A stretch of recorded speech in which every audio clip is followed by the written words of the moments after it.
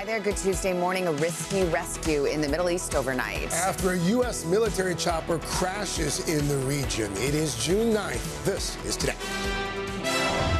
Breaking overnight, an Apache helicopter carrying 2 crew members goes down near the Strait of Hormuz. The pilots are fine, yeah. And nobody injured. This morning, what we know about the rescue operation, the search for answers behind the crash, and what President Trump is now saying about the push for peace. L.A. shakeup. NBC News projecting former reality star Spencer Pratt's bid to become mayor of Los Angeles now coming to an end. His third-place finish falling just short of November's runoff as the city's current mayor addresses baseless claims of election fraud. And I think that that's a familiar accusation that is made when one is losing. We'll have the very latest.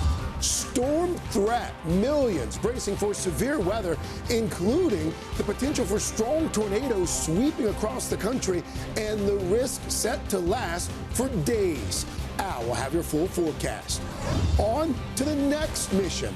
NASA set to unveil the new Artemis crew, eager to build on the success of that unprecedented trip around the moon. Booster ignition and liftoff. Another key step to putting astronauts back on the lunar surface. We're live at Johnson Space Center for the big announcement. All that, plus serve it up. We're live in London, where Serena Williams is set to make her return to tennis today. I don't need to win. It's really about my kids getting to see me play. What she's saying about her big comeback at the age of 44. And not so fast. Alley-oop to Wembanyama, and easily throws it down. The Spurs hold off the Knicks to win a thrilling Game 3 of the NBA Finals. Puts up jumper, got it! The atmosphere inside Madison Square Garden, electric and star-studded.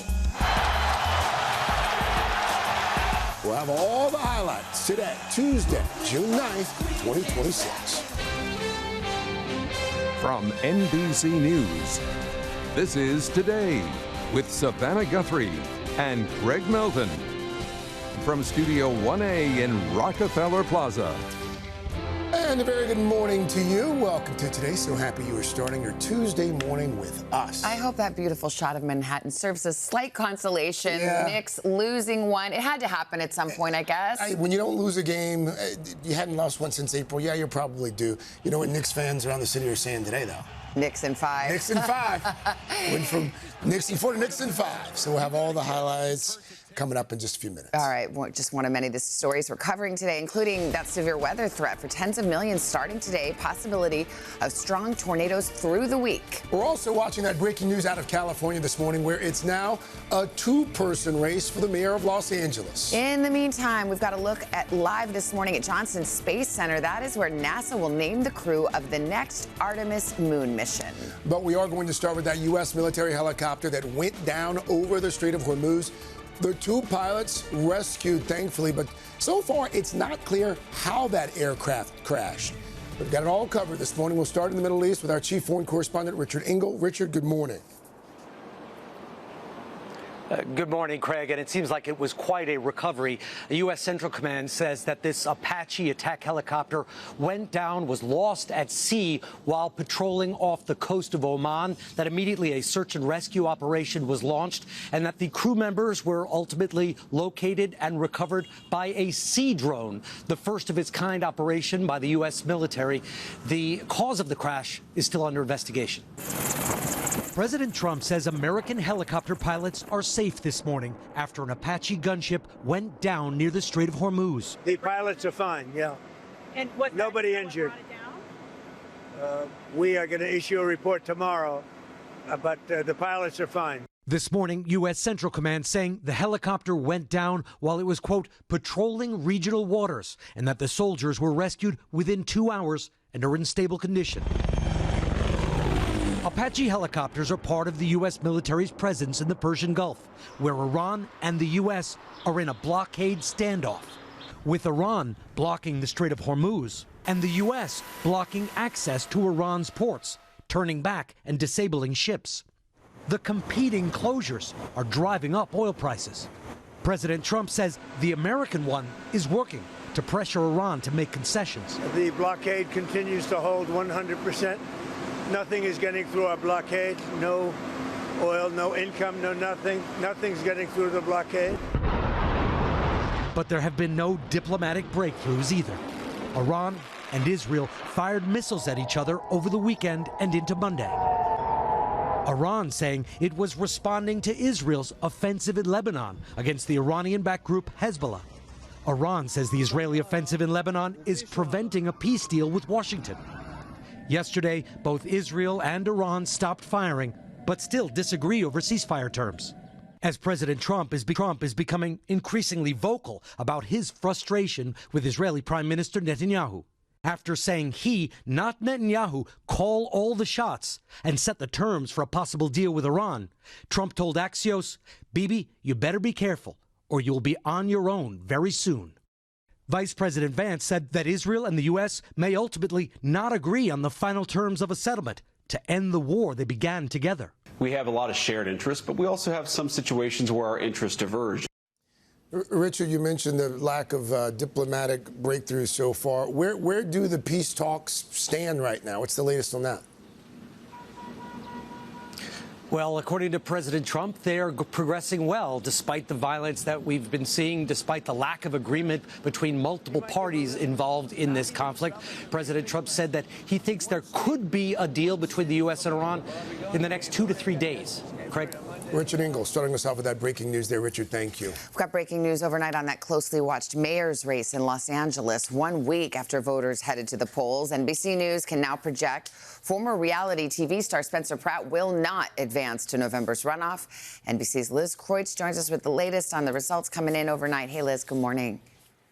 Hey, Savannah, good morning to you. As you know, Spencer Pratt gained a lot of momentum, especially online, through his viral campaign ads railing against the city's leadership, as well as his personal story of losing his home in the Palisades fire.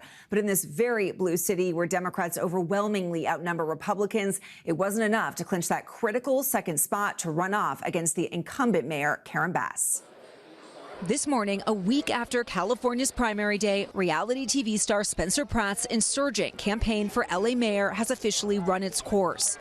NBC News projecting progressive city councilwoman Nithya Raman, who had been steadily gaining ground on the conservative political outsider, will now advance to the fall runoff against incumbent Democratic Mayor Karen Bass. The results, a bitter disappointment for Pratt's supporters after his election night high when results showed him in second place last week. I didn't know I'd be here tonight, but this is obviously God's plan. The race drawing national attention, with some top Republicans without evidence claiming voter fraud, including President Trump posting on Truth Social, not possible for Spencer Pratt to have lost the LA runoffs after the big lead he had, rigged elections. But California's election process often slower than other states. More than 80% in this race voting by mail, and those ballots are counted so long as they're postmarked by Election Day. The nonpartisan official in charge pushing back on fraud claims. This is how the voting process is structured in California, based on giving voters multiple options and a long time period for when to cast their ballots. And Mayor Bass also firing back. What do you make of the president's claims and some of the claims by Spencer Pratt's supporters that the Democrats have cheated in this election? Well, I mean, I think that that's a familiar accusation that is made when one is losing. Statewide, well over 1 million mail-in ballots still need to be counted. You can see how every one of these ballots is being opened by hand. They then make their way over here to this highly secure tally room. While in the tight race for governor, Republican Steve Hilton says the system is flawed, but he hasn't seen evidence of fraud. We've seen nothing that would give us cause to intervene in that way. His race still a question mark. Either Hilton or Democrat Tom Steyer will face former Biden cabinet member Javier Becerra in the November matchup. And Hilton is one of many now calling on the state to make changes to its ballot counting process to speed it up. Governor Gavin Newsom's office tells us that the governor wishes the vote count move faster, too. And as for the LA mayor's race, Spencer Pratt has not commented or spoken out since NBC News and other outlets projected he is not advancing to the runoff. Savannah. All right, Liz, thank you very much. Well, more primaries are being held across the country today, and all eyes are on a key U.S. Senate race in Maine. A race that could help determine who controls the chamber, the upper chamber, come November. NBC's Ryan Nobles is in Scarborough, Maine. That's where the polls are already open, I understand. Ryan, good morning. That's right, Craig. The polls just opened here in Scarborough behind me in a state that may be the most important for Democrats in their hopes to win back the majority in the fall midterms. But to do it, they're going to have to get by the incumbent moderate Susan Collins, who's running for her 6th term. Enter Graham Plattner, a political newcomer, a Marine veteran, and an oyster farmer, someone who set the progressive world by storm, so much so that he pushed the incumbent Democratic governor, Janet Mills, to suspend her campaign because she wasn't gaining any traction. But Plattner has weathered a series of scandals, including the most recently, where 3 different women accused him of being toxic and unsettling during their relationships. Now, NBC News has not been able to verify the New York Times reporting on this story, but Plattner has said that the accusations are politically motivated and in some cases not true. Now, Plattner also acknowledging that he was forced to cover up a tattoo that some say resembles a Nazi symbol. He said he got that tattoo while he was in the Marines and didn't know the significance at the time. Now, one interesting wrinkle in the voting here today, even though Janet Mills has suspended her campaign, her name is still on the ballot. So it does give Democrats another opportunity to vote for someone other than Plattner. But Plattner is expected to cruise to victory here, and this general election will begin tomorrow, as voters in Maine will have to decide whether or not his scandals outweigh his progressive agenda. And the answer could determine who wins the majority in the fall. Craig? Ryan Nobles for us there in Maine. Ryan, thank you. Another big story today, the weather. Millions facing the threat of severe storms for several days to come, including the risk of tornadoes. Al is out on the road in one of his favorite towns, Cleveland, Ohio. Everything we need to know. Hi, Al. Good morning. Hey, guys, good morning. More on why we're here a little bit later. But first, let's get right to the radar and show you what's going on out there right now. We've got strong storms firing east of Chicago. We've got flash flood warnings, flash flood watches for 9 million people, stretching from Kansas all the way into West Virginia, parts of Tennessee. These storms are really going to be firing up. We've got a risk of severe weather for 6 million people from Minot to North Platte, Dodge City as well. A risk of tornadoes as well later today. Some of these potentially very strong EF2 or greater possible from Fargo down to O'Neill. Now, we move into tomorrow. We move a little further to the east. You can see strong storms, Minneapolis, just to the west of Chicago, Burlington, 35 million people at risk. And there's a danger, again, for strong tornadoes from Minneapolis, Madison, Davenport, Des Moines, anywhere from EF0 to EF2 or stronger. And then we wake our way to Thursday, and you can see that moves further east. Chicago now involved, St. Louis as well. Airport delays, tornadoes possible, wind gusts of up to 75 miles per hour. And again, flooding is a big problem as well through the lower Mississippi River Valley and into the Great Lakes. We're talking some places, guys, anywhere from 3 to 5 inches of rain. Back to you. All right, Al, we'll come back to you in just a few minutes, buddy. Thank you. Meanwhile, police in Canada say a former airline captain flew hundreds of commercial flights without the required license. The former Air Canada pilot was fined an undisclosed amount of money. In a statement, the airline says passenger safety was not compromised because the individual was fully trained. Still, Air Canada says it takes the matter with utmost seriousness. Authorities have scheduled a news conference for today to reveal more details. A 6.1 magnitude earthquake struck off the coast of Cuba yesterday. It shook buildings in Havana. The quake could be felt all across the state of Florida, too. Miami-Dade County officials evacuated several buildings as a precaution, including the county's main government office building. Service on some commuter trains also was disrupted. No reports, however, of injuries or serious damage. Well, we've got more to get to on this Tuesday morning, including the NBA Finals. It was a wild scene last night at Madison Square Garden, where the Knicks hosted their first Finals game in 27 years. And in a must-win for the San Antonio Spurs, they did just that. They topped New York in a thriller. NBC's Sam Brock was at the game, joins us now from the world's most famous arena. Wemby showed up big for him last night, Sam. Had a huge game, 32 points. And Craig, Savannah, the idea not so fast feels appropriate. MSG, the definition of a hostile environment last night, filled with fans craving a championship, a wave of celebrities, not to mention President Trump. But for those who were writing off the Spurs, that now appears to be premature. Led by 22-year-old Victor Wembanyama and 21-year-old Stephon Castle, the Spurs handled the pressure and now guarantee the series returns to Texas. In New York City, Knicks fans hoping for a half-century drought-busting ring. Fox gets into the paint, puts up jumper, got it! De'Aaron Fox with a clutch bucket right there. Found themselves deflated by a young Spurs squad that includes De'Aaron Fox, Stephon Castle. Shot clock winding down, Castle has to put it up. Bang! Stephon Castle from three-point range. And a certain 7'4" Frenchman. Alley up to Wemby, layup is gone.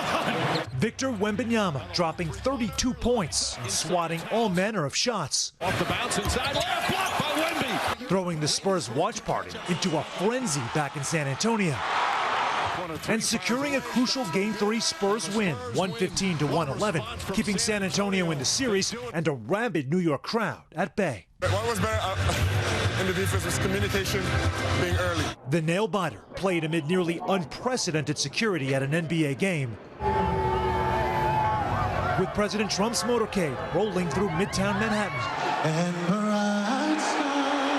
Before a saluting Trump appeared on the Jumbotron and was roundly booed by the crowd during the national anthem.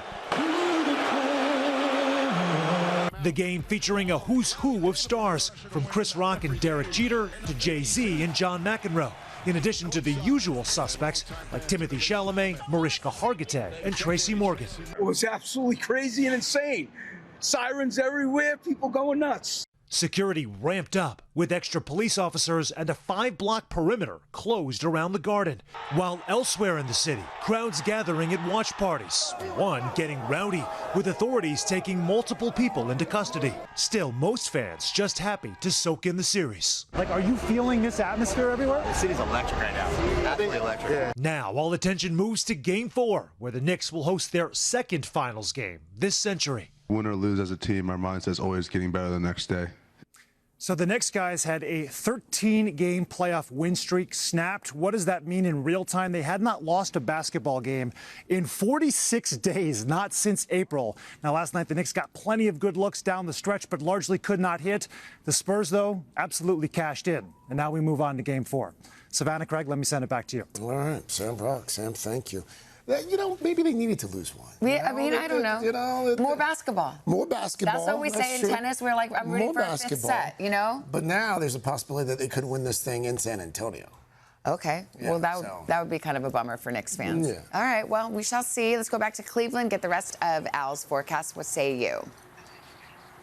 Well, I had said in the beginning, Knicks in 6. You did. Here we go. So, and it rhymes. It sounds good. It makes a great T-shirt. Anyway, let's show you what we've got going on as far as your weather's concerned for the rest of the country. We are looking at a flood risk through the Mississippi River Valley, strong storms through the Great Lakes, hot and humid, making its way through the midsection of the country, more severe storms back through the plains, and a fire risk, and lots of heat in the southwest. That's what's going on around the country. We're going to get to your local forecast in the next 30 seconds.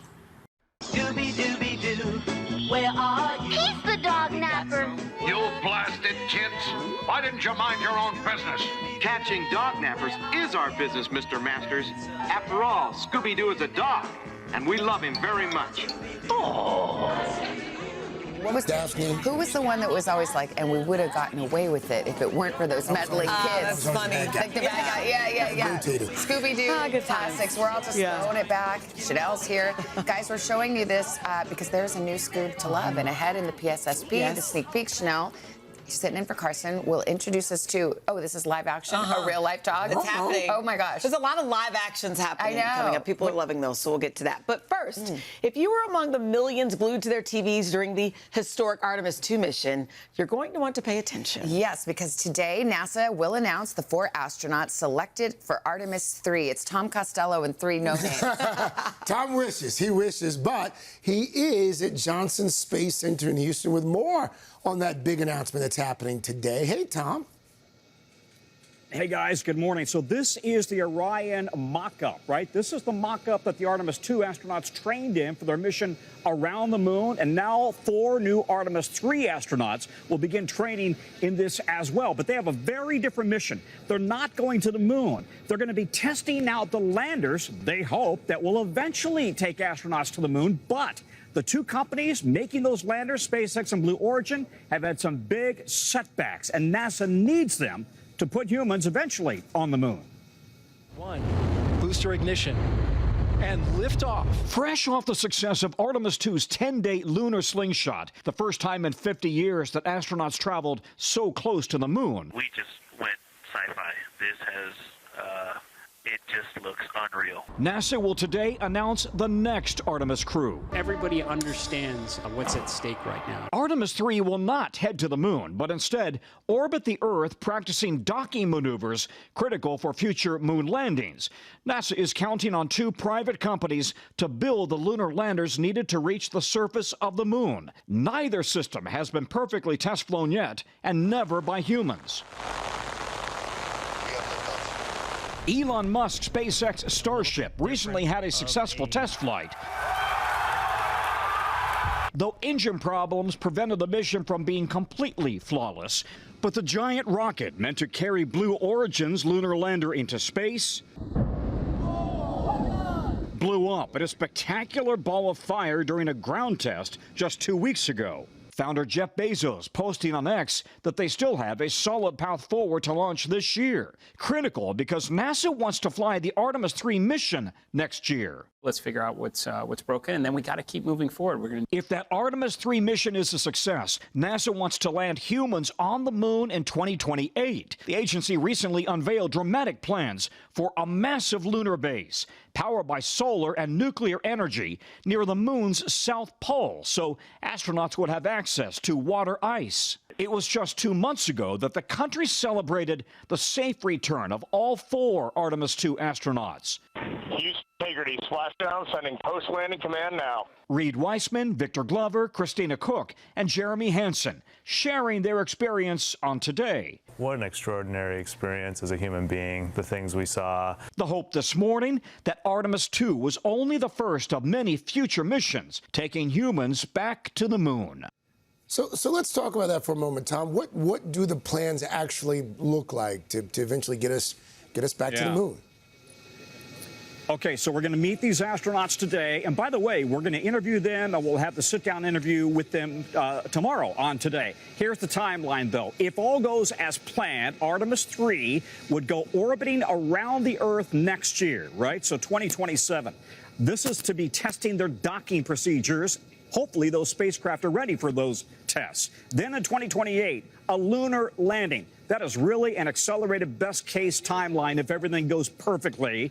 And then in 29, another lunar landing and more exploration on the moon, and then putting humans permanently on the moon, living and working there by 2032. Guys, that is really a best-case scenario. Everything has to go perfectly for that to happen. And so far, things are not going perfectly. Both SpaceX and Blue Origin have had pretty significant setbacks. Yeah. Tom, just to think right now, there are a handful of folks who are about to find out in the next few hours that they are, like, going to the moon. I know. Well, they know.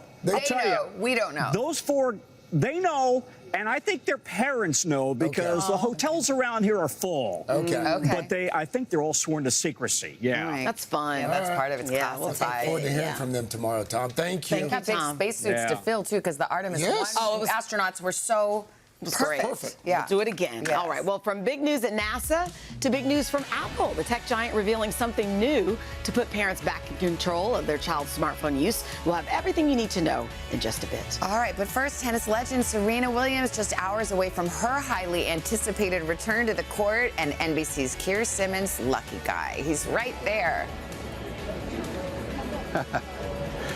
Hey there, Savannah. The sun is shining here in England, and something equally rare, Serena Williams on the tennis court. Coming up later, as long as it doesn't rain. That's coming up.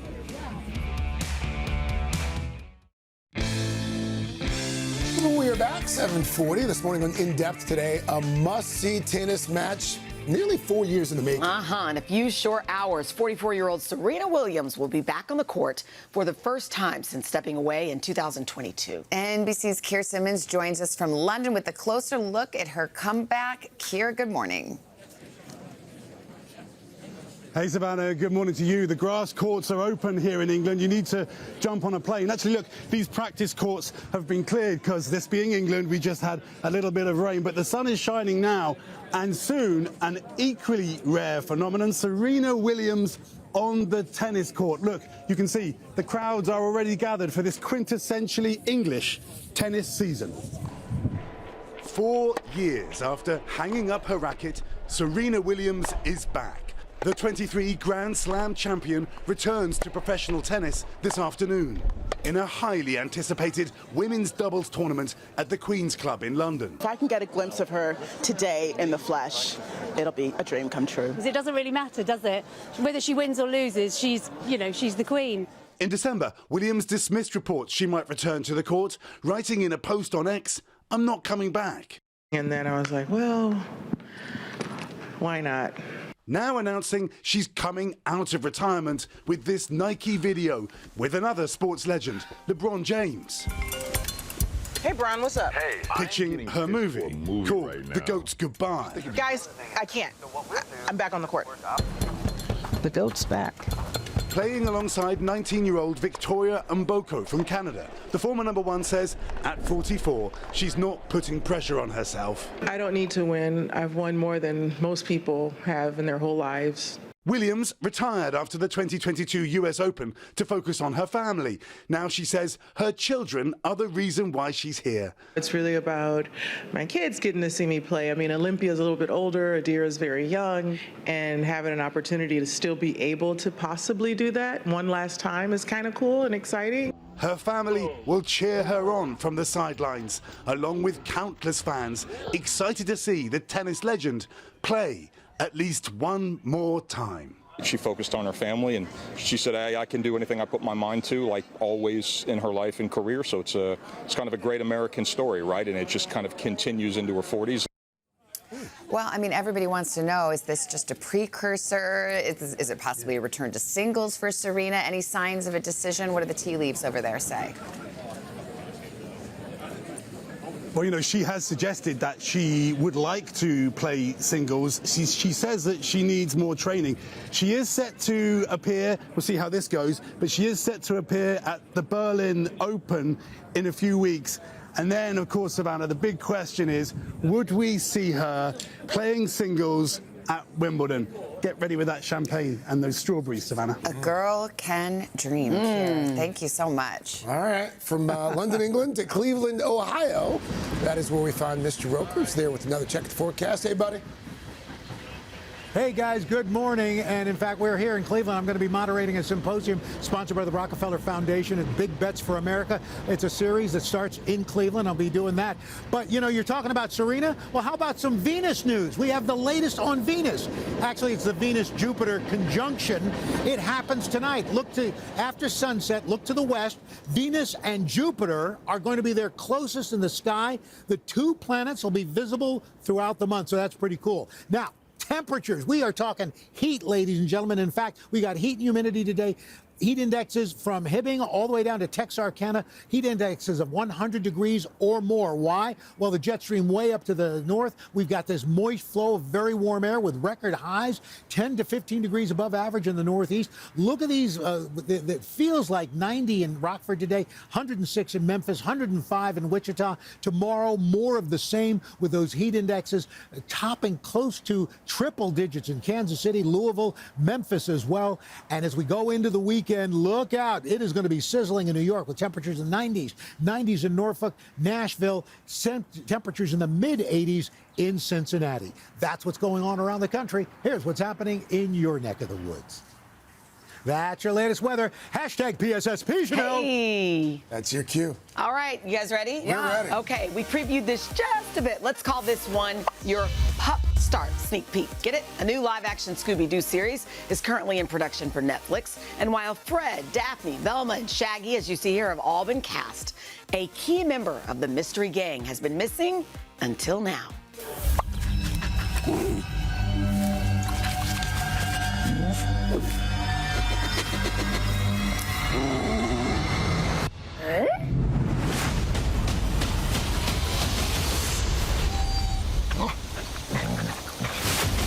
Oh, God. All right. Isn't he cute? Yeah, he's I bet you they had to, cute. test a bunch of Is that Scoobies. what you thought Scooby would look like? No, I it's thought not. he'd have lighter fur. We all thought. I think we all thought that. But I mean, look at that. him. This marks the first time in the franchise's history that the iconic character will be played by a real dog. Look at his portrait. Look how he's posing. He's adorable. Regal. He's a regal. He's a regal beagle, but not a beagle. Okay, so it's set to release next year. After seeing that little guy, it's going to be a hit. It's so cute. They're going to be little Scooby, what do you call them? Plush toys. All the things. Yeah. What about Scooby snacks? Scooby snacks. Wonder what the Scooby snacks are. Please, they're taking that all the way to the bank. Okay, you heard full pop start on the way. Plus, Jenna is here with a fresh, hot morning boost right out of the oven. It is. We are celebrating graduation season with not one, but two of the sweetest ceremonies you'll ever see. But first, these messages. All right, Jenna's here with the boost. Hi, guys. Okay, graduation season is in full swing, and we have a double diploma boost for you. The first comes from a third grade class in Minnesota who got to watch as their teacher walked across the stage for his master's degree.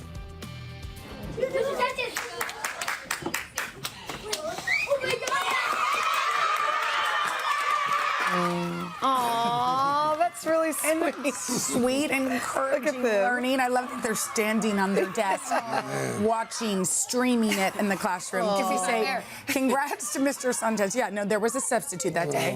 And have y'all seen the videos of high school seniors going back and walking in their caps and gowns at their elementary schools? I have not seen this. One grad got to share that special moment with his little sister. Watched as he picks her up in the hallway and gives her a little hug. Oh my, it's a koala hug. It's a koala hug. That's She what you doesn't want to hope. let go. That's really sweet. Again, making us feel bad about our parenting skills because Just we're about to see. brother and sister. Cute siblings who like each other. We're gonna get there. One day. Cute. One day. Exactly. Can you move? I have to walk by. Coming up on Pop Start, an inside look at today's big connections to last night's star-studded U.S. premiere of Disclosure Day. Plus, Oscar winner Matt Damon making his debut as Nomad the Rapper. It's all for a good cause. He'll explain, but first, your local news. Baby dressing. It's 8 o'clock on today. Coming up, breaking overnight. 2 American crew members rescued after their Apache helicopter went down near the Strait of Hormuz. The pilots are fine. This morning, the new questions over what caused the crash and what President Trump is now saying about the push for peace. Then, core values. Major news for parents when it comes to kids and their devices. We know many families are looking for help to make sure their kids experience only what parents think they're ready for. Our inside look at the new child safety features Apple just unveiled. Then, Matt Damon live. The Hollywood icon here to share his inspiring off-screen initiative taking on the global water crisis. $5 can change the world. You can't go wrong. Man, I am not good at this. Plus, the latest on his Odyssey that's about to hit the big screen. All that, plus actors Josh O'Connor and Patrick Wilson live in Studio 1A. Don't lie to me. The Bear drops a new trailer. You ready? And what's that I see? Thing 1 and Thing 3? Bring Cat in the Hat to the boss's office right away. With something in Pop Start for all to see. Today, Tuesday, June 9th, 2026. On our senior trip from Barker High School in Barker, New York. Happy birthday, Papa! We love you! Visiting from Santa Rosa, California. Loveland, Colorado. Spartanburg, South Carolina. And Kings Mountain, North Carolina. Kicking off summer at the Today Show from West Fargo, North Dakota. Girls trip to New York City. Good morning, Kevin. From Portland, Oregon, celebrating our anniversary. Well, happy anniversary to you. Happy all the things, all the folks out there, some girls' trips, some senior class trips as well. Can't wait to get outside, say hello to all those fine folks who are enjoying another fantastic day of weather here in New York City. I know, too. it's been beautiful out there. Morning, everybody. Nice to have you along. We'll get outside in just a bit. Right now, though, let's get to your news at 8. We're going to begin with that breaking news overnight. A U.S. military helicopter goes down near the Strait of Hormuz. The 2 crew members on board rescued by American forces. NBC's Richard Engel is in the Middle East with more on that and the latest on the push for peace in that region as well. Richard, good morning to you once again. Good morning, Craig. This sounds like a very elaborate operation to recover these two crew members. According to U.S. Central Command, this Apache helicopter was lost at sea while on patrol near the Sea of Oman. The rescue operation was immediately launched. The crew members were found and recovered within 2 hours, according to CENTCOM, are in stable condition. The cause of the crash still under investigation. A CENTCOM spokesman said that ultimately the crew members were rescued by a sea drone, and that is a first-of-its-kind recovery operation carried out by the U.S. military. Now, despite the ongoing violence, this helicopter crash, the cause of which is still under investigation, President Trump is continuing to express optimism that he can reach a deal with Iran potentially in the next 2 to 3 days. Craig?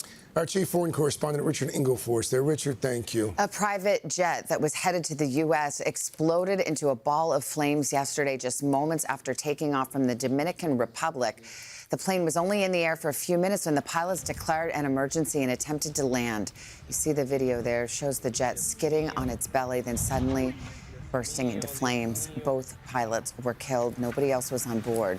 The plane was headed to Austin, Texas to pick up former MLB star Yadier Molina and his family. The cause of that crash is under investigation. Well, now to some big news from Apple this morning. The tech giant announcing a number of new and improved child safety features as parents, educators, and the government grapple with the effects of technology on young people. NBC's Savannah Sellers is here with more on that. Savannah, good morning. Hey there, good morning. So Apple has had safety features available prior, but they weren't always reliable, and that frustrated parents. Now the company is promising a complete overhaul, devoting much of the keynote at their Worldwide Developers Conference to announcing new parental protections and upgrades designed to give parents more control and transparency when it comes to their kids and devices. All right, what age are we giving our kids cell phones? It's a struggle parents know all too well. I don't want him to have access to these apps. And one Apple is hoping to help manage. We know many families are looking for help to make sure their kids experience only what parents think they're ready for. Starting this fall, parents will be able to control which websites are accessible to their kids, with a child having to request permission to browse any new ones, expanding on a similar and improved tool restricting app downloads. Also new, a time allowances feature to set limits on how long kids can spend on certain types of apps, entertainment, games, and social media. And soon, parents will have easier access to scheduling when certain apps are available to block usage during school or meal times. These protections expanding on a recent feature that allows parents to control their kids' contacts and communications through messages, FaceTime, and phone calls. The hope with these new child safety controls is that at the operating system level, you'll be able to control what these apps are doing. This coming amid pressure on the tech giant to step up age verification measures for children downloading apps. We know Apple has been trying to fight that at the state level. Here is Apple saying, look, we are giving our parents, we are giving our users the controls they need to keep their kids safe. Headlines about the impact of screens on kids are front and center, including landmark lawsuits against social media platforms. It's not fair that what they're doing to our kids. And last month, the Surgeon General warning about the harms of screen use, urging parents to delay screen time as long as possible. Apple tackling the tech transition, promising families it's their focus. We're giving parents powerful, easy-to-use tools to help manage what kids can see, who they can talk to, and when they have access. Now, Apple says these features have been created in partnership with safety experts. It all starts with creating a child account. It's something you can do right now, even if your child already has a phone. Yeah. Once you create that account and link it with your own, you'll be able to access some of the existing tools. And then these new features and the upgrades, they're going to be available in the fall. Something that's really cool, though, is they're essentially having this virtual assistant that can help you set a lot of these tools up. They're going to have a website dedicated to it because it can be kind of confusing to set some of the features up. Well, I'm glad you made that point because we've done these stories in the past. Software companies, social media companies, now Apple as well. They create a lot of these tools. Yeah. But the reality is, as a parent, you really have to, you've got to do some digging on those sites to figure out how to implement some of this stuff. It takes time. And what Apple's hoping is that by having these features in place, it means just the hardware that you hand over to your kids has a lot of this. So it's not piecemeal. You know, you're still going to have your teen account on Meta or use the Snapchat Family Center, but you get to control how much time they're even spending, and that happens at that software level. Well, it can't happen soon enough. Yeah, exactly. I know. In the fall, we'll tell you more. Thank you.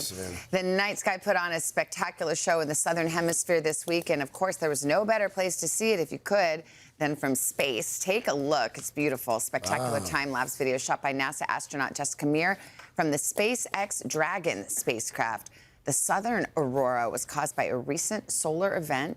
The astronaut says this one was unlike others that she's seen, and she wrote, "I am in awe." So Beautiful, are we. right? That's beautiful. the southern lights instead of the northern lights. Yeah, Cool. we'll take it. All right. Speaking of beautiful, Chanel Jones. Aren't you kind? Good morning. We have another reunion to prepare for in Pop Start today. It is official. Romeo and Michelle are back. What we're learning about that long-awaited sequel. All right, but first, Oscar winner Matt Damon is here along with his partner Gary White. They are in a global movement. It's asking all of us to get blue. We'll explain, and Matt will rap right after this, right? That's why you're here, right?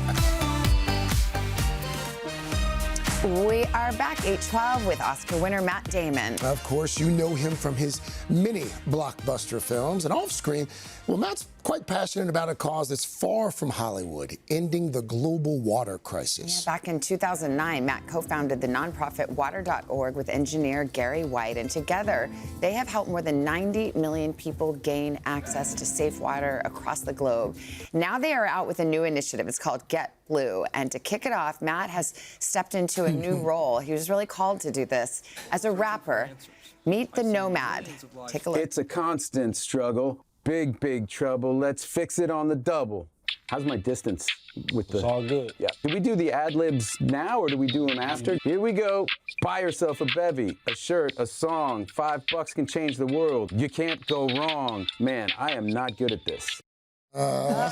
Gary White, Nomad. Should we call you Nomad? Please don't. You have so many talents. This isn't one of them. This is not one of them. Yeah. No, definitely not. No, we'll try anything to get attention for this, and humor is always a good way to try to cut through some of the noise. And just in case people don't, Nomad is Damon spelled backwards. I mean, it's a good rap name. It's not a bad rap name. Yeah. It's true, but for not a good rapper. Yeah. Well, I mean, you got teenagers in the house. I do. They see that, they hear that. They haven't seen that. They just saw it. They will be mortified. Yeah, I was going to say, Yeah. like the cringe factor is like 11. I mean, I think anybody watching who has teenage daughters, I think the cringe factor is kind of built into your existence. I mean, I have an 11-year-old. Like, if I breathe, it's you know, Mom, please stop. But tell us about, you and Gary, both of you have been at this for a very long time.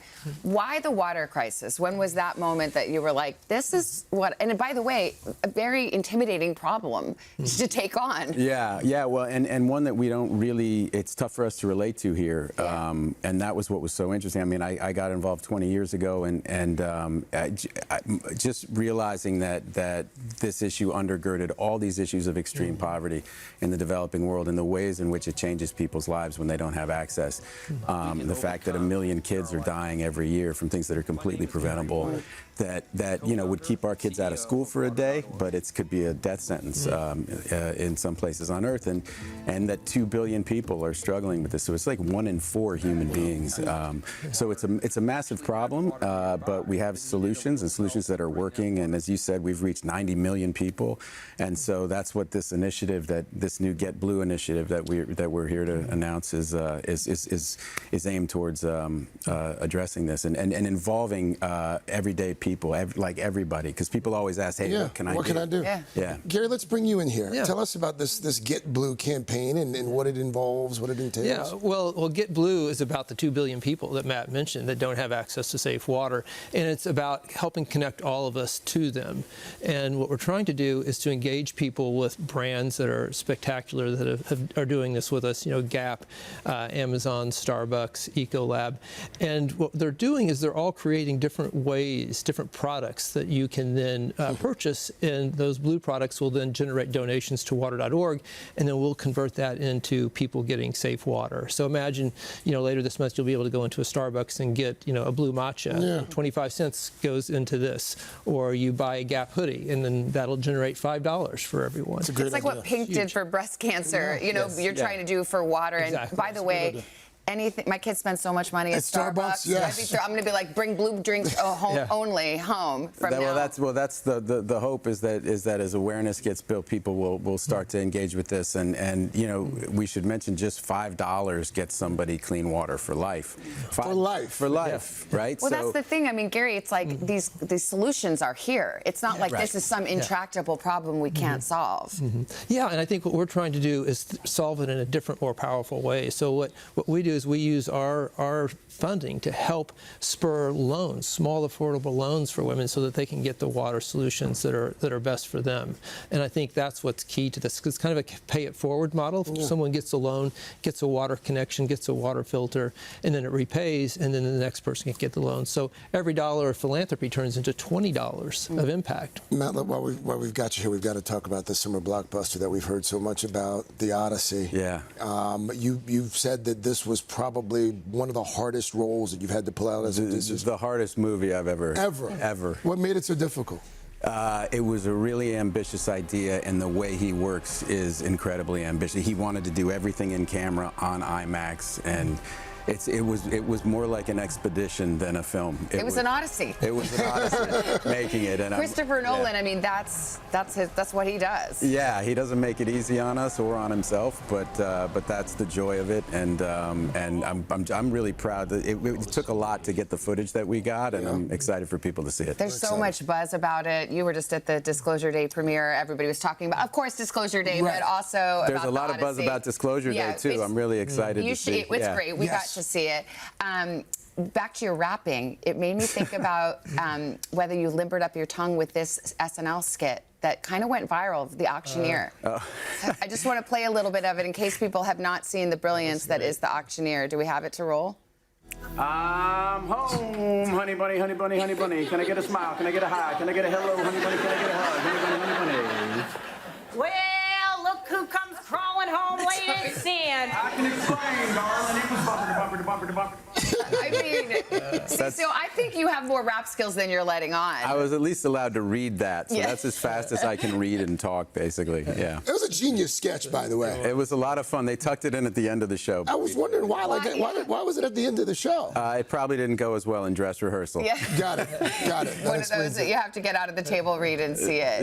Yeah. Well, congratulations. Congratulations on all the things. Keep doing God's work here. Thank you. Thank you for having us. Yeah. Thank you. We'll see you in July for the Odyssey. Absolutely. You're coming back to tell us about it. Weather, guys, a big shout out to all of my pals here at my alma mater, WKYC3, here in Cleveland, the greatest location in the nation, right? I love that. Here on the beautiful lake. Oh, all right. Look at this, Al. It's ladies' night. It is. It is. Craigers and his I'm loving it. He's like Charlie's Angels right here. There you go. You're welcome. Thank you. It's his night, Al. No, this is my dream. It's nice and warm in here. It's hard to stay focused on you right now because of what's off screen. Well, wait for it. Wait for it. It's coming. Don't give it away. There you go. Okay, we're going to start Pop Star today with Disclosure Day. We are gearing up for this summer's sci-fi thriller. What's happening to me? People are starved for the truth. I'm a part of it now. I'm just sorry they made you a part of it, too. I mean, Steven Spielberg's new film premiered here in New York last night. The cast walking the red carpet at Lincoln Center before heading inside for the special presentation. Oh, and look who got to go to the film to introduce the film, Craig. You had a big night out as well. It was a late night. It was Yeah? a late night. I ducked out a little early so I could catch the Knicks game. But, I mean, the place was packed. Oh, I bet. Lots of folks talking about how great this film is. And Steven Spielberg is, I mean, he's really proud of it, too. I mean, really he's Steven proud. Spielberg, you know. We don't want to give away too much. Okay. But can we add one important part of this? Yes, we have to please. mention one of our beloved You buried the lead. stage managers, one of my favorite humans. Dave Auerbach has a role in the film. And check it out. He got to enjoy his big movie star moment on the carpet as well before checking himself out on the big screen. Look at that. We're proud of Dave. Cleaned up well. Look great, Dave. Oh, his sunglasses. Hey. And your There you wife go. was with you, too. She was. We had a great time. She hadn't seen it before. She hadn't seen it. She loved it. She liked me. Dave inspires me because he's been acting for years, and he started young, and he kind of gave it up a little bit. And one time we had a conversation, I'm like, let's not give up. Let's keep pushing. Yes. So when he told me he's doing this, I'm like, this is just start. By the way, it's a real role. Yeah. He's got like 10, 15 lines. You've been directed by Spielberg, Dave. I know. I'll never forget that. What were you going to say, Dave? I was was going to say that you were part of my inspiration with getting back in time. I just believe that, you know, if you have dreams, don't squash them. Go for it. Yeah, absolutely. Life is short. Onward, my friend. More to come. Exactly. All right, next up, let's talk about The Bear, shall we, guys? Carmi and the crew are back in the kitchen. The first look at season 5 of the Emmy-winning series dropped yesterday. And in the new trailer, we see the Chicago chefs. They're struggling with keeping their restaurant afloat. We are outgunned and we are outmanned. Can bring the rain. We got no money. That falls like but we have each other and nothing left to lose. You ready? We have each other's backs every night. I look at you all and I love you so much. This is how we keep this place alive. This is The Bear. Chef! Let's go. All right, FX previously announced this would be the final season of the show. All episodes of The Bear will premiere on June 25th. All right, next up, Romeo and Michelle's high school reunion. It's time to dance once again. Randy.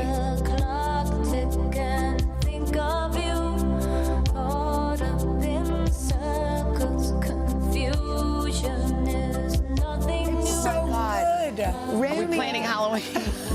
We're gonna have Willie in the middle. Yeah, 30 years later, Romeo and Michelle are gearing up for another wear those reunion. clogs you like. Which one are you, pink or blue, Savannah? She's pink because somebody has whatever to has lift a her. longer skirt. When does this come out? Maybe we still have time. Maybe that's you guys right there. A sequel of the beloved movie is officially in production. 20th Century Fox sharing that image you just saw, the on-set image of Lisa Kudrow and Mia Sorvino, reprising their roles as the iconic duo. And by the way, Alan Cumming will also join them on the follow-up film. I'm so happy. There you go. Let's go do a set visit. There's a chance. It's time for you to start rehearsing. Yes. Finally, The Cat in the Hat. We have a Pop Start exclusive sneak peek at the film's new trailer. But we need some help from friends to reveal it. Come on in, friends. That's what Craig was talking about. Yes. Oh, thing 1. We have, listen, we have thing 1 and no. This is thing 1 and thing 3. Where'd thing 2 go? Where's thing 2? So wait a minute. We have a trailer. We have to press play. Where's play? Where's play? Ready? That's literally a trailer. What? Is that? Oh, there it is. Look at this. Can you see it in here? You can't see it, but you have to press it. Ready? Go. Okay, roll it. Don't worry. With this Go Backer, we can make all the mess that we want. And then we just go back and undo it. Whoa. That means we can go back to before we moved. No, it's dangerous. Oh, no, I'm gonna get fired. What? Help me find the Go Backer, and I'll help you go back and undo your move. Deal. Behold some of the most unexplored mysteries of the universe. We're never gonna get home. I know change isn't easy, but this is a chance to make new memories. All right, so that's Bill Hader as the voice of the Cat in the Hat. It marks the first full-length film from Warner Brothers Pictures Animation. Been growing out your hair. It hits theaters in November. By the way, guys, we have thing 1 and thing 3 here. Thing 2? Right here. Where's... We have thing 2 right here. That's more than thing 2. Thing 2 will be revealed in the movie. Oh, that's a tease. Yeah, there's a tease. Exactly. Thank you, thing 1 and thing 3. Wow, that blue looks good on you. There you go. It really brings out your eyes. You're like Don King with blue hair. Okay, Josh O'Connor from Disclosure Day right here after your local news and weather. And if I may say, you both look very much in love. Oh, yes, absolutely. Whatever in love means. How could you? It's been 7 years since Josh O'Connor first transformed into a young Prince Charles in The Crown. That is a role that landed him an Emmy. Well, he has gone on to star in hit films like Challengers and Wake Up Dead Man, and now Josh is the leading man in Steven Spielberg's Disclosure Day, playing a cybersecurity expert attempting to reveal the truth about aliens while trying to solve some mysteries in his own life. Take a look. Look at this.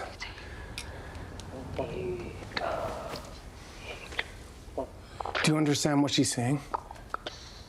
I hear her. It's gibberish. I can't understand it. Okay, I just heard this for the first time, and I can. It's English. English? I mean, it's math turned English in my head, translated into words. When I look at this, I hear this.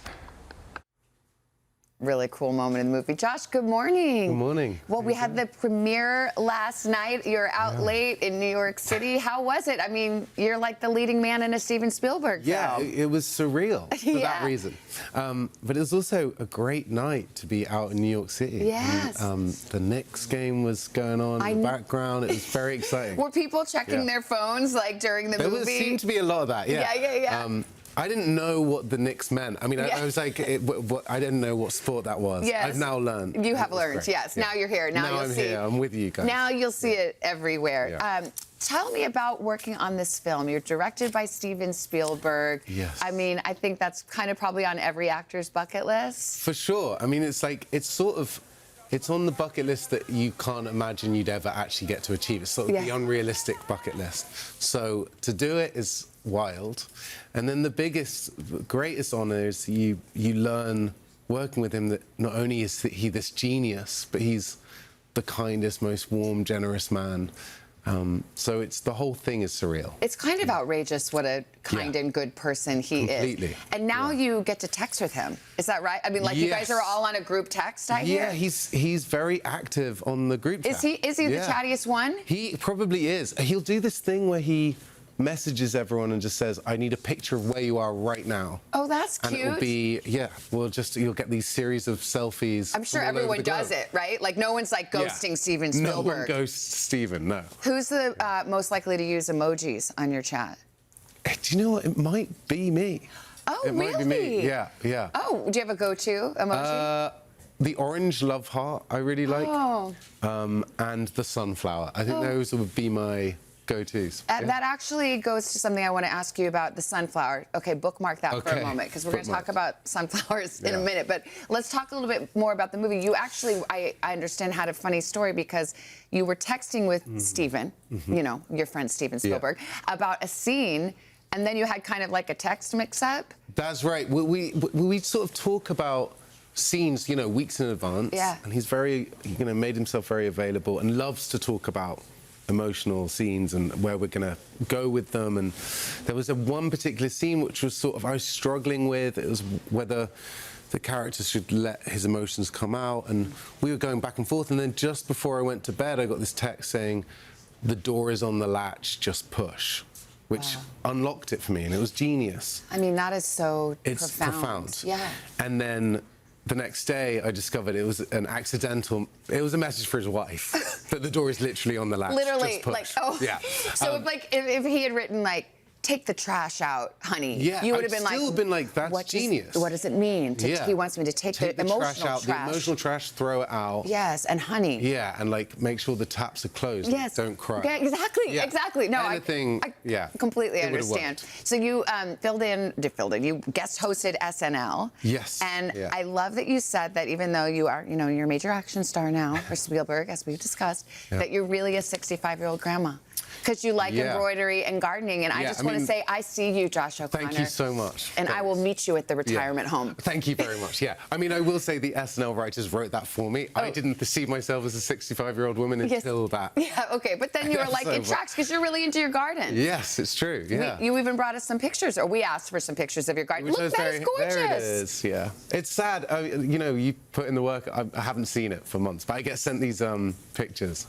I mean, gardening is actually a pretty cool and talk about profound. I mean, there's a lot of lessons to be learned in a garden, no? That's right, a lot of lessons, Why do my plants die, Josh? Well, dying is part of life, and that would be my message to you. It's okay for plants to die. They might be in the wrong place. Yeah, okay, yes. All right. Could be that. I love Josh. You're such a delight. Thank you so much for being here. Thank you for Appreciate it. We should play mahjong. Have you tried that? It's a good grandma habit. No. Oh, okay. We'll talk. Great. Josh, thank you so much. By the way, another star of Disclosure Day will be here in the third hour today, Wyatt Russell. And then we've got Emily Blunt stopping by on Thursday. Disclosure Day from our sister company, Universal Pictures, is in theaters on Friday. You do not want to miss it. Craig, over to you. We're back, 8:43. We're back with Emmy, Golden Globe, and Tony-nominated star Patrick Wilson. You can catch him in Apple TV's newest thriller. It's called Cape Fear. It follows the story of married attorneys and a notorious criminal from their past who's released from prison and out for revenge. Take a look. All the evidence we thought pointed to Max actually pointed to Amy. Let's say you're right. Don't you feel guilty? We did what we thought was right. Right? Can't we just put this behind us? Just get back to normal. Together. Oh, Patrick, welcome back. Thanks, man. So I saw you last night at the premiere for Disclosure Day, and I come up to you. I'm wanting to debrief about the series because I'm a few episodes in, and your wife was like, "Stop, stop, stop! I haven't seen that episode." That's right. She didn't want me to spoil it. Yes. Yeah. How many episodes has she seen? Just the first one. Okay, just the first one. We try to keep that stuff separate so we can watch each other's work with each other and go, "Oh, look what you did." Oh, that's cute. Yeah.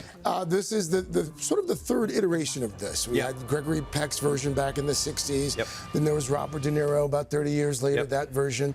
What was it about this adaptation that you decided, you know what, after reading the script, I want to do this? Yeah, I mean, I think a couple of, first of all of those things. I mean, having your producers be Scorsese and Spielberg didn't hurt. But when I came on board, Javier Bardem and Amy Adams were already attached. And those are two people that I've been such fans of for so long. We'd never crossed paths. So this was like an easy yes, for sure. There's, in addition to your Southern accent, you also use this dad tool that my voice. The voice to text with a punctuation. I know. Like you're walking around like half the show doing like I would love to say that was scripted. That's totally me, and I am mocked by children everywhere. So that's you in real life. Yeah, it is. I'm sorry, Dad. Yeah. Bad humor. Well, but you know what? It's working for you. Yeah. Savannah does the same thing on set a lot. It's actually quite endearing. There's this scene in I think it's the second episode, but there's, not to give away too much, but there is this scene where you're getting after it in the gym, and I think we've got a clip of this. Oh, fantastic! Because you're in great shape. Are you in this good a shape? Like, is this real or are those fake weights? Those are fake muscles. No, that's no, they're real. They had fake weights built, and you couldn't really either get the sweat or the bounce there. Okay. So yes, that is real. So you do get after it like that. Yeah, I got to give credit there to Io, my trainer. There you go, Io. Well done. Yeah, that's a lot of work. So I figured, the scene called for something physical. Yeah. And I was like, we always see people doing push-ups or pull-ups or running. I said, let's do something different. So we came up with that. Well, you came up with a great scene there.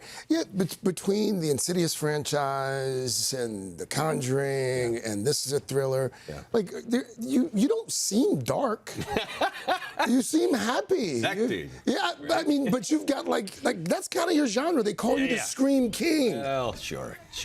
I don't know why I gravitate towards that. I live my life pretty chill for the most part, but I guess that's how I get to exercise my demons. Okay, so there is a dark side. That's what I'm hearing. Yeah, we all got a dark side. You're having a heck of a week. Congratulations, 4 Tonys. Yes, thank you. You're a producer on The Lost Boys. Yep. I mean, from being on stage to producing, do you enjoy them equally? Is there one that you prefer over the other? Oh, I mean, in my heart, I'm certainly a performer, but a lot of my, every year I try to figure out doing something different. And for me, this was just another extension, whether I've directed or taught or, producing and really having this idea and really shepherding it with 2 of my business partners, college buddies of mine. It's been such a complete thrill. And to see this cast be rewarded the other night with 4 Tonys, there's my buddies, Michael Arden, our director. So it was incredible, just an incredible experience. And producing, acting, and then I also read recently that you've directed your elementary school play. I did. We did. My wife and I did that for quite a while. You directed the kids' plays in elementary school. Right.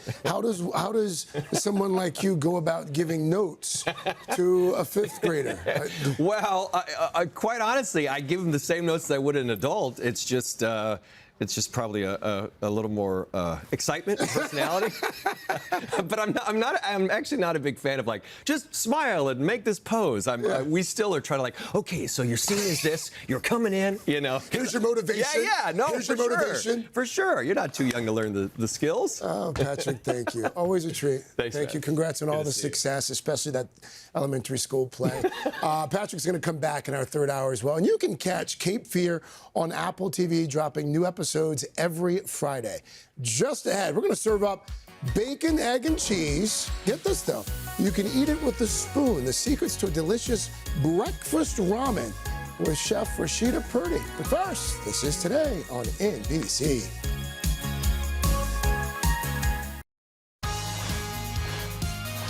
And welcome back. This morning on Today Food, we are getting a little creative with breakfast. At Ramen by Ra here in New York, customers are slurping up the most important meal of the day thanks to its popular twist on the traditional Japanese noodle dish. And here to show us how it's done, the owner and chef, Rashida Purdy. Welcome. It's your Today Show debut. I love that you're doing it here with me. So good. I mean, we're going to start with this bacon, egg, and cheese ramen. I've already heard the oohs and ahs from the ladies over the table. No wonder people can't get into your place. Seriously. Yes, we're putting both Japan and New York in one bowl. So what sets this apart from other versions of ramen? Well, asa ramen is traditionally morning or breakfast ramen in Japan. Okay. So I was very inspired by that, and I wanted to be able to apply that to the New York rim. And so traditionally you have a chashu, and I switched that out for bacon because we are known for the bacon, egg, and cheese here in New York. You took the ramen noodles and what was already in that bowl? Yes. So this is a shoyu broth with aroma oil, and then you also have the classic straight noodle. Okay. And that's keeping it traditional. And this is where we pour in New York. But the egg here, that's not your traditional egg. What kind of egg? No, this is a soft-boiled soy marinated egg. Oh, so you marinate it. How long do you marinate it? Oh, I can't tell you that. Okay. She told me. I'll tell you after the show. So we do the soft-boiled soy marinated egg. Okay. Oh, man. And then, like I said, we exchange the pork belly, and we are putting the thick-cut bacon. I like that you're using thick-cut bacon. Can we make eggs taste like this every day? Every day. Oh my gosh. Why wouldn't you every day marinate in soy every day? Oh, that is good. Delicious. Oh, I wasn't expecting that. Oh, that is delicious. Oh my God. Try it's that so egg. rich, so savory, and it's a bowl of lovely comfort. But you also you're giving the impression that this is easy to make at home. No. There you are. It's done. It's If Rashida's at your home. Broth, it's the broth that takes the most time, but this was fresh parm, and we put it over the bacon, and then we put the black pepper on it, and then some scallion to give you a little freshness inside of such a savory, rich bowl. So creative. Outrageous. Thank you, thank you. my God. So yes, this is the bacon, egg, and cheese ramen. That's the bacon, egg, and cheese ramen. And then this one is... But wait, there's more, ladies. Which one is this?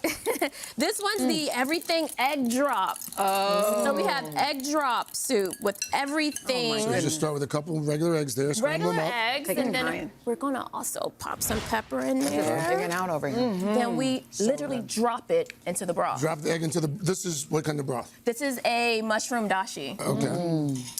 Swirl, just a little swirl. We just keep going. Get it all up in there. And the temperature of the broth is going to cook the eggs, and they're going to be soft and fluffy like a pillow. Roughly how long? About like 30 seconds. Oh, okay. 40 seconds. It's very egg easy. or this cheese in here? That one is all egg. Wow. Yep. Keep going. What else? And so we're gonna do the noodles again here. Same ramen noodles. Same ramen noodles. We're gonna apply it into the bowl. God, that is also good. Jeez. Okay. Where did you grow up? Like, how did this I'm originally from PG, Maryland. Wow. So yeah. You got to tell them Prince George's County. Prince George County, Yeah, they don't know Pretty Girl PG. County. There you go. There you go. This is delicious. Wale's from down there. Oh, I actually don't know where exactly. If you have like ramen at home, that's what I wondered. Like how wanted to zhuzh it. Yeah. So yeah, by zhuzhing it, you know, you gotta get New Yorkers up early in the morning. And I said, how can I do that? How can I get them up to eat breakfast? Bacon, egg, and cheese was the start. Nice. Everything egg drop was next. Lox with nori, cream cheese foam. We got about 30 seconds left. So drop the egg in there. Yes, drop is the that egg. saffron I see there? That is chili threads. Oh, chili thread. So we're gonna go on top of it with the everything bagel seasoning. Some crispy shallots for some crunch, and chili threads. Love the texture. Things I've ever tasted. And there's your everything egg drop ramen. Wow. Guess what, Rashida? You just crushed your Today Show debut. Yeah, you did. Yes. Well done. Come back. And please let Chanel Jones into your restaurant. I'm going to knock on the door. Please let me in. Come see me. Come see me. We got to slurp. Can you get breakfast ramen at dinner? I am open 9 to 5. Oh, okay. True Anytime. breakfast time and true breakfast offering. If you're in town, Ramen by Ra, it's open Wednesday through Sunday, East Village, 9 to 5. You just heard her. You can also find these recipes on our website, today.com/food. We're back with the third hour after your local news. So good. Hey, thanks for watching. And don't forget, you can catch the Today Show every morning on NBC or take Today when you're on the go. Just follow the Today podcast on Apple Podcasts, Spotify, or wherever you listen.